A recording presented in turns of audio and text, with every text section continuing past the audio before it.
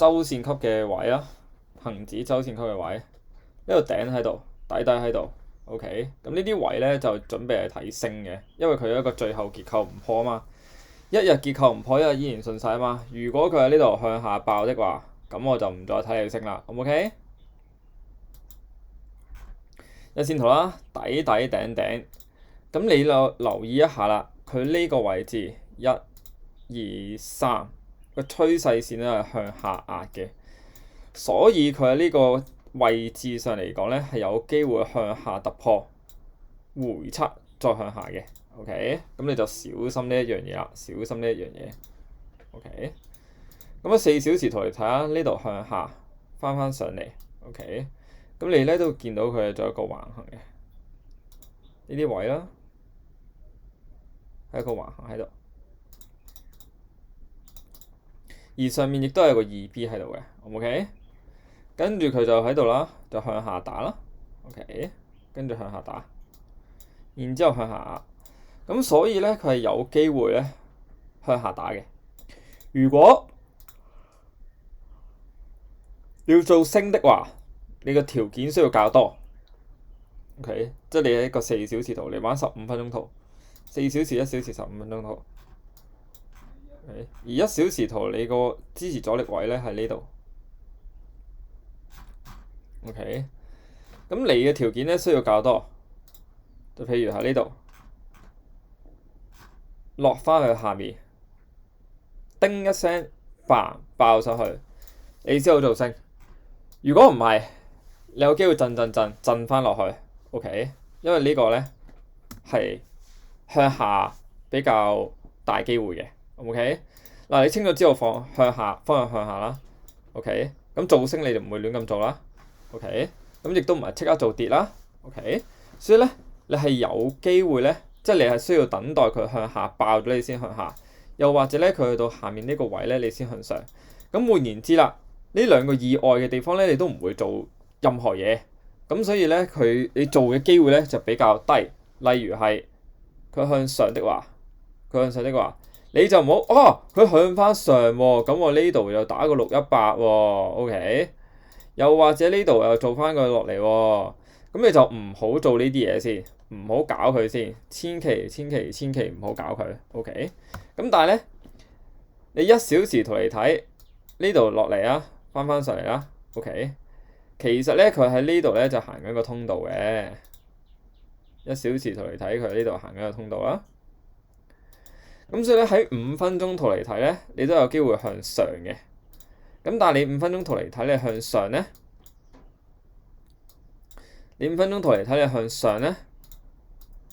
你需要佢落翻嚟呢下 ，OK， 做個雙底俾你。咁所以呢個位咧係做一個15分鐘圖同5分鐘圖嘅一個切入。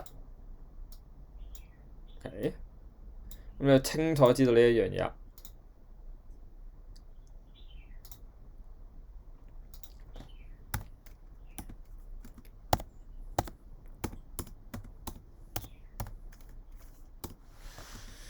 而你喺做嘅時候，你緊記你需要咧係出一支清晰明顯嘅逆停動或者停動吞沒，你先去做。咁啊呢個情況嚟睇咧，我就唔係太建議你去做一個原生段破慣性，因為當你喺呢度出一個向上嘅時候，其實佢已經去到中軸位。OK， 你打翻嚟呢度咧，其實佢嗰個位置就唔係太靚。咁所以咧，我喺呢度咧就會傾向等待一個雙底向上。咁即係呢個向上啦，又或者呢個向下。咁但係呢個向下咧，你基本上咧，你過咗915，即係過咗11點咧，你都唔會。即係你11點之前，你都唔會去做到一個呢度向下噶啦。你可能要等聽日先可以做到向下。咁所以咧，你主要係抱住呢一個交易機會。OK。咁而佢呢度向下嘅時候，因為你1小時圖啊嘛，頂底啊嘛，都係行緊下跌通道啊嘛。咁你咧就唔會喺呢啲位置做跌嘅，你要做跌的話，你都要上到去上面呢個你先做跌。咁但係一樣啦，佢喺個11點之前咧，你上到去咧其實都唔係太過靚啦。咁所以咧我就唔建議咧喺呢度做跌嘅。你要入嘅就只有一個方式喺度做升。嗱，咁你喺度做升咧，我就再放大少少去睇啦。OK，呢一度嚟睇，佢就做咗個一頂喺度。OK，咁你就需要等待第二頂底咧，佢出俾你咧，你先可以做升嘅。咁而一個比較好嘅位置咧，就係喺呢度。OK，呢度附近都有咯，呢度兩底咁就做呢個位啦。咁呢個止蝕咧就會擺喺下面嘅呢個位置之下，咁啊大概呢個位左右啦。咁啊守喺呢條線之下 ，OK， 守喺呢條線之下，然之後就打翻上去1比1就喺度，咁未到前頂呢度食糊。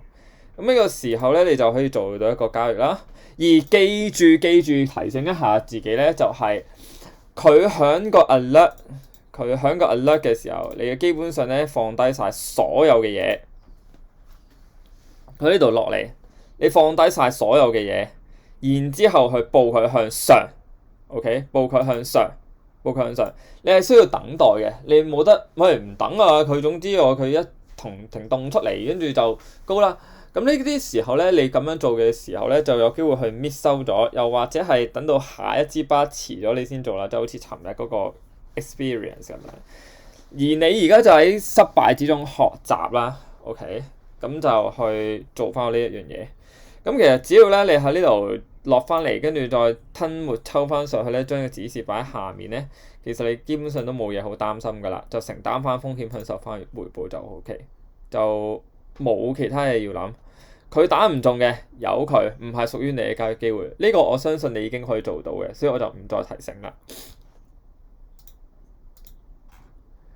然之後去到 Bitcoin。一樣啦，都係喺個周線圖出發先嘅。周線圖出發啦，下面呢度支持阻力位啦、底嘅位啦，咁呢啲位置就準備向上。喺日線圖嚟睇啦，橫行落嚟啦，下跌趨勢啦，回調618之下啦，咁呢啲向下嘅。咁但係咧，佢亦都喺上面呢個波段嘅一個618位頂底嘅位置，準備向上。而呢個位佢係冇做一個清晰明顯嘅吞沒嘅，咁可能咧佢係上唔到去嘅。OK， 咁而家未知道佢上唔上到去，你亦都唔需要知道佢上唔上到去。你需要做嘅就係概率思維，打後手。OK， 等待佢出一個清晰明顯嘅動能俾你，判斷咗個方向啦，轉咗勢啦，你先好去做。然之後就4小時圖啦，呢度頂底嘅位，下面一個禁區，呢度有淺打，咁所以呢啲位置你就準備係向上嘅，OK？咁呢啲位置你向咗上，去到一個支持阻力位，頂底嘅位置，咁你喺度頂住咗，未必會上到去嘅。但係我就會傾向睇你向上先，因為佢呢度係一個禁區位 ，OK。咁你有機會係雙底向上啦，咁亦都有機會咧係原生段破慣性。但當你原生段破慣性，你需要破嘅係呢一個結構。你一日唔破呢個結構，一日都唔能夠睇升 ，OK。咁所以啦，喺1小時圖嚟睇咧，你依然係行一個下跌嘅力量喺度嘅 ，OK。呢度618位，呢度支持阻力位，上面上去嘅時候，佢啲力量咧係唔強嘅，咁所以有機會係睇跌啦。OK，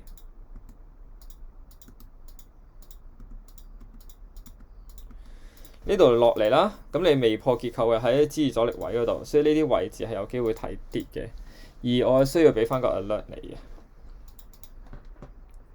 嘅。OK。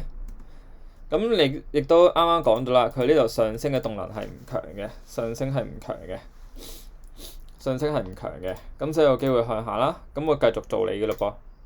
15分鐘圖嚟睇，你係向上啦，呢度一個頂底嘅位置啦，但係已經唔重要。佢上翻上嚟呢度一頂掂到個支持阻力位，落去一下唔強。咁你咧就得兩個諗法嘅啫，一係你上翻落嚟去做5分鐘圖下跌。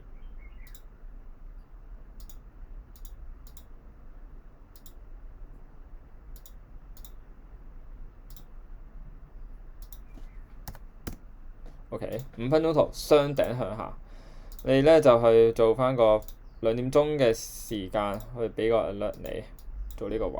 咁呢度就本身都係有個 alert 可以俾到你向上，但係佢冇吞沒。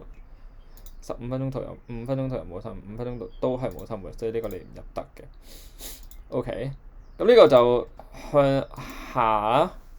咁如果唔係嘅話咧，咁我就傾向咧去等待你去做一個前面呢個支持阻力位，前面呢個支持阻力位，前面呢個支持阻力位，呢度亦都係三角頂頂底底嘅位置。咁你咧就向上突破，向上突破 ，OK， 回踩翻呢度，再向上。咁呢個咧就係一個15分鐘圖嘅切入，你有機會去做到呢個嘢嘅。咁但係如果你兩個都唔係咧，我建唔建議你去呢度做一個向上突破回測咧？我就唔太建議嘅，因為咧最後嘅一個波段喺度，而佢個結構係未破嘅。咁你咁樣睇咧，你係破咗呢個小型嘅結構，但係呢個小型結構咧係唔 significant。雖然佢呢度橫行頂向上突破回測向上，但係佢呢度係頂住咗嘅，支持阻力位頂住咗嘅。OK。咁而佢呢度向上突破回測向上的話咧，你都係唔係破咗個結構啊嘛，所以都唔應該係倒升噶嘛，因為呢個先係個主要結構啊嘛。OK， 咁你就唔能夠打個回調段啦。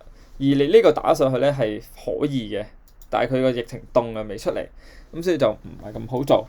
咁你做嘅就係等到呢度向下咁樣去做。OK， 呢度向下咁樣去做，然之後啦，你就冇需要等啦。嗱，咁你就心急啦，你有心急啦。佢會唔會喺度2點鐘之前，跟住去到上翻去響咗個 alert，跟住吞沒俾我切入咧？咁呢啲咧你就好想切入嘅，但係呢啲你就忍手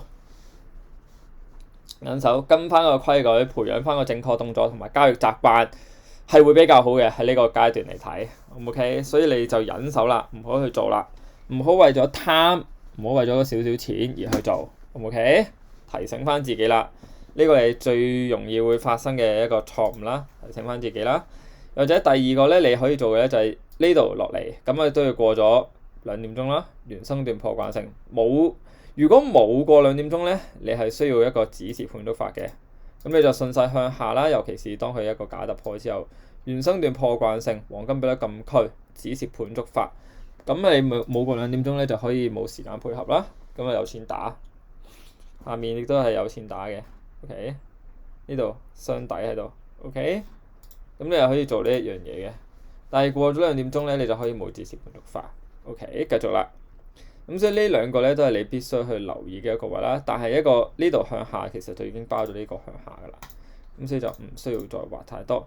而呢一個你好可惜嘅就係尋日喺呢個位嘅時候，佢做咗個吞沒向上 ，OK， 咁你就算再高多少少都好啦，咁你都係打到1比1保本嘅，但係你就入得太多啦，你將個 alert 擺太遠啦。跟住先再去入咧，咁就遲咗啦。你應該係望住嗰個市，OK？咁唔理啦，你而家就呢度上咗去，你又睇翻個周線級嚟睇啦。周線級嚟睇，你繼續向上嘅，冇嘢去睇你跌嘅。OK， 日線級嚟睇，你都係繼續向上，冇嘢睇你跌。跟住去到4小時圖嚟睇啦，呢個係一個支持阻力位啦。係咪睇到啦？咁你而家向咗上咧，你下一個支持阻力位就喺呢度。咁你而家暫時咧都唔會睇你呢度落去嘅 ，OK？ 佢要落去嘅話就冇計啦，所以你就會等待一個15分鐘圖向上。咁而家你接近呢個位咧，咁有機會喺2點鐘嘅時候，有機會喺2點鐘嘅時候就會出現呢個向上突破俾你嘅。咁你咧就可以去做翻一個15分鐘圖嘅切入。OK， 咁而家去到1小時圖嘅價格位置咧，你喺度行咗個橫行頂底咧係向上爆嘅。咁所以咧，你係有機會向上嘅，而咁當你咁樣向上嘅時候咧，你就有機會咧係打個15分鐘圖或者係5分鐘圖嘅一個切入，所以你就唔止係一個5分鐘圖啦，15分鐘圖啦，咁你係預埋翻個5分鐘圖俾你，而呢一個你都係需要咧喺個時間過咗咧，你先好做嘅，咁先會比較好嘅。如果唔係咧，都個直播率係唔太足夠，勝率就唔太足夠 ，OK？ 咁而我係唔傾向喺呢個位咧做你向下嘅，因為你嘅動能向上谷，呢個係嚇鬼嘅，呢個係嚇鬼嘅。你好快咁樣就收復翻，跟住再向上傾斜。咁所以咧，我就會傾向咧喺度做一個突破回測向上嘅。咁除非你做一個2B 假突破啦，2B 假突破咧，我都係唔傾向去做嘅，因為佢嘅動能谷向上，所以呢啲位咧都係向上打會比較好。會喺呢啲位向上打比較好。咁我就等待佢向上，耐心等待嚟向上。咁你做向下我就唔做啊嘛，講咗啦，呢啲冇圈圈，唔好做。呢啲向上繼續做。冇啊，你要向上突破咗你先再去思考咯。係。而呢度嘅向上向下震盪咧，我就唔建議去做嘅。OK。咁呢度你就即係周線級嚟睇啦，你都係同銀一樣咧，就向上嘅。OK。咁4小時圖嚟睇咧，你呢度618位咧都係雙底向上。咁我等待你去響呢個 alert 跟住向上，但係咧你就冇去做，你就喺呢個位置就升咗一個 bar 向上啦。OK。咁我認為咧就可以 drive on 呢一個波段嘅，因為你始終都係向上，而佢嘅位置咧就係呢個位。呢度有啲頂嘅位，底喺度。OK。呢度有啲1、2、3個底喺度，但係佢呢度落咗去12點咧，就落咗去啦。咁如果你要做嘅話咧，你可以喺個2點鐘嘅時間做個雙底向上。OK， 雙底向上。咁呢個位咧，我覺得可以做一個5分鐘圖嘅切入嘅。佢唔一定係去到呢個位啊嚇。OK， 但呢個位我就覺得已經好足夠啦，即係你去到呢度有個618位，咁你15分鐘圖睇翻啦，雙底啦，一底兩底啦，咁你呢個位咧係 drive on 呢個啦，而佢亦都係有個禁區喺度出俾你嘅，呢個係 beautiful 靚嘅，咁你再睇翻15分鐘圖咧，佢呢個係靚啦，咁你甚至乎咧。15分鐘就得啦，方向向上啦，順勢向上啦，你4小時都係向上嘅，原生段破慣性啦 ，OK， 黃金比例禁區啦，止蝕盤觸發就未有嘅，時間有配合嘅，咁你唔配合，但係呢度止蝕盤有觸發啦，底啦，你落到嚟呢度一落去你就止蝕盤觸發㗎啦，而上面係有錢打嘅。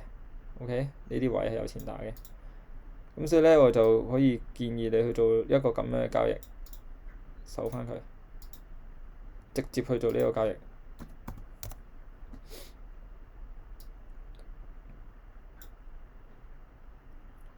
咁你就掛咗靚盤，唔使做任何嘢。咁如果佢冇 hit 中呢個位，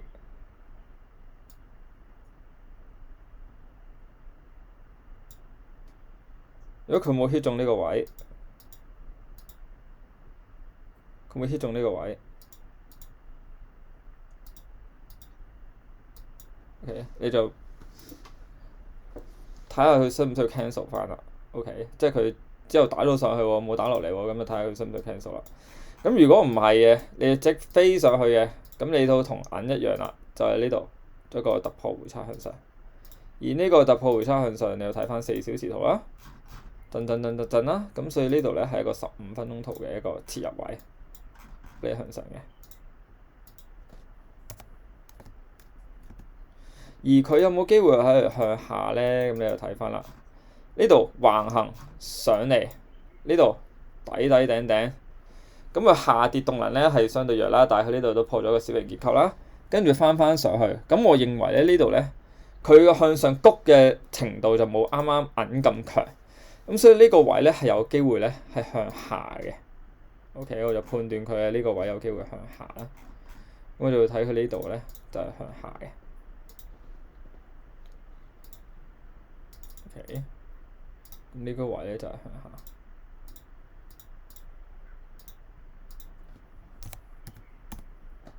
OK， 繼續啦。然之後就 USDJPY， 你喺度咧都係行緊一個震盪，冇嘢好做。而你呢個位嗱周線圖啦，周線圖嚟睇呢個頂嗰度，頂度 suppose 沽向下面啦，但係你冇任何一個靚吞沒咧去俾我沽你落去嘅。而家日線圖嚟睇，你係行緊向上嘅，OK？甚至乎呢度有啲頂頂底底嘅位置喺度頂住咗，支持阻力位呢啲位置頂住咗，底喺度，呢度落嚟上去落翻嚟上幾多升幾多橫行啦，呢個係一個橫行啦 ，OK？ 升幾多跌幾多橫行啦。咁你就喺個15分鐘圖咧，準備咧呢啲位置可以做升向上嘅 ，OK？ 而你係需要一個吞沒去做俾我向上，咁我就等待一個15分鐘圖咧，去到呢啲位置就做向上。嗱，咁如果呢啲位置你唔做向上的話，你睇翻4小時圖，最後嘅位喺呢度啦嘛，咁你咧係有機會咧係做翻向下嘅 ，OK？ 做翻向下。咁所以呢兩個位咧都係有機會做俾我嘅，我就會喺嗰啲位置嗰度去捕捉你啦。